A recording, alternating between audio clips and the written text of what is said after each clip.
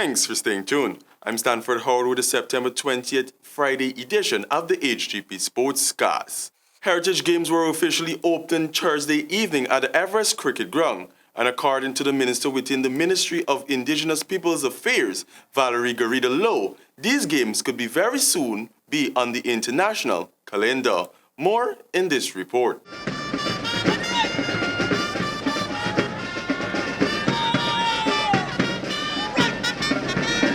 The annual Heritage Games, which has become an important event on the calendar of activities during Amerindian Heritage Month, were witnessed by an impressive gathering.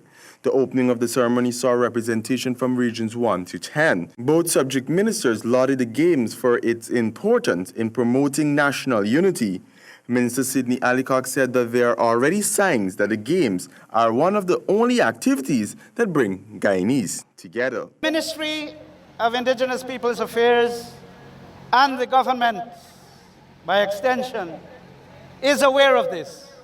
And that is why heritage celebrations continues to get bigger and better.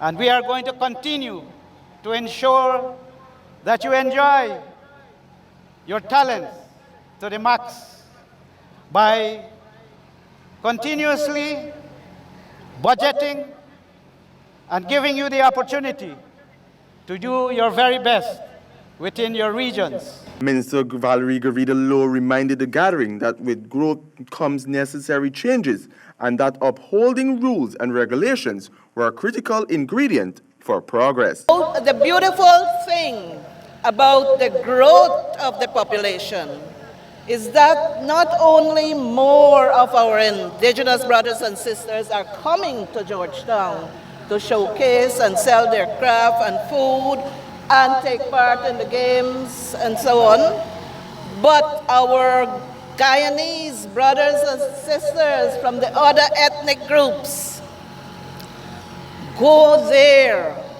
to enjoy themselves, to be part of heritage. There will be 3 days of Power Pack activities, which would showcase preliminary matches in cricket, football, volleyball, archery, and swimming on Friday and Saturday, paving the way for the finals to be staged on Sunday. On Saturday, the qualifying round of archery competition will also be held. Registrations taking place on Saturday morning, with the finals on Sunday from 11 hours, with archers having to shoot at targets from 10, 15, and 25-meter distances. Finalists will also have to shoot at a moving target. Meanwhile, swimming is scheduled for Saturday at the National Aquatic Center. Several cash prizes and trophies will be up for the taking. In addition to the headline sports, the weekend's activities would offer a number of novelty sports, such as paiwari drinking, hot tumor pot eating, firewood bursting competition, lime and spoon race, and other traditional novelty games.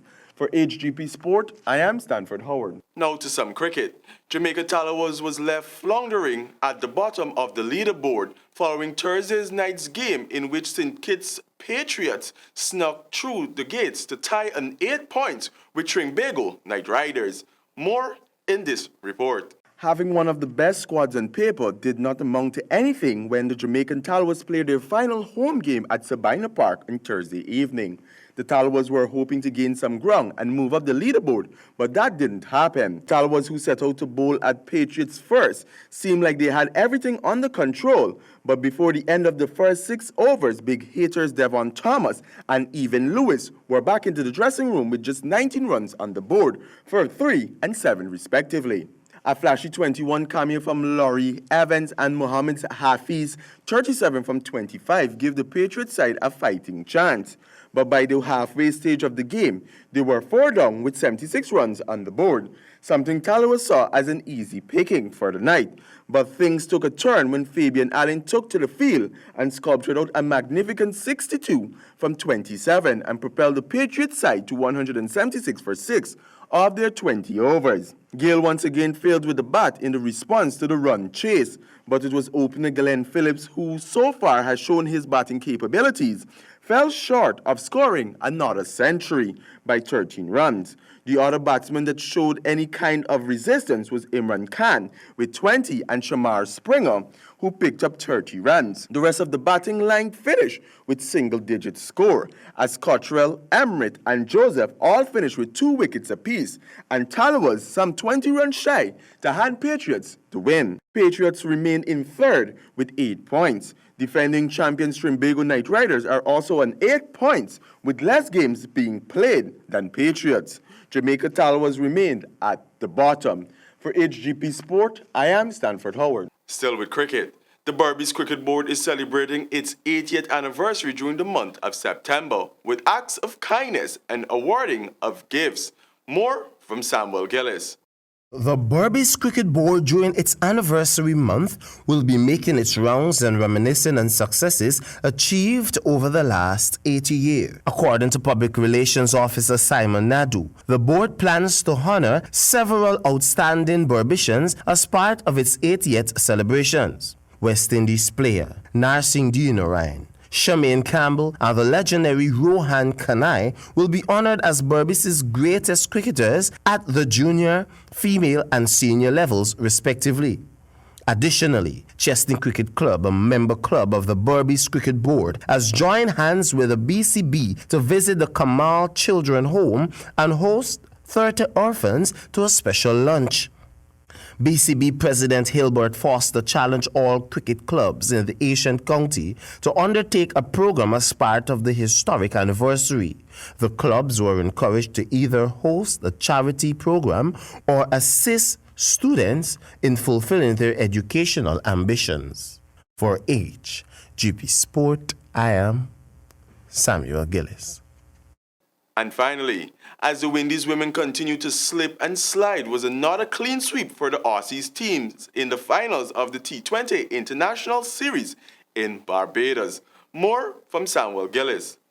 West Indies women predictably suffered their second straight series whitewash at the hands of the powerhouse Australia when they went down by 9 wickets in the final match of T20 International Series in Barbados on Wednesday night. In yet another lopsided encounter at Kensington Oval, West Indies could muster only 81 all out of their 20 overs, with opener Brittany Cooper top scoring with 29 of 35 balls to be one of the just 3 batters in double figures, but the only one to pass 20.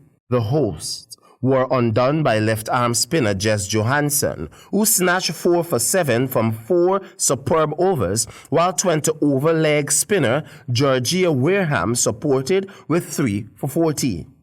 In reply, the Aussies strolled to their target in the 8th over, with player of the match Alsa Haley belting a 16-ball 38 and opening partner Bet Money gathering an unbeaten 24 of 18 delivery. For HGP Sport, I am Samuel Gillis. Thank you, Samuel. And that's all we have for this edition of the HGP Sport. But do remember, you have to expect things of yourself before you can do them. Over to you, Javon. Goodbye. Do have a pleasant rest of the weekend.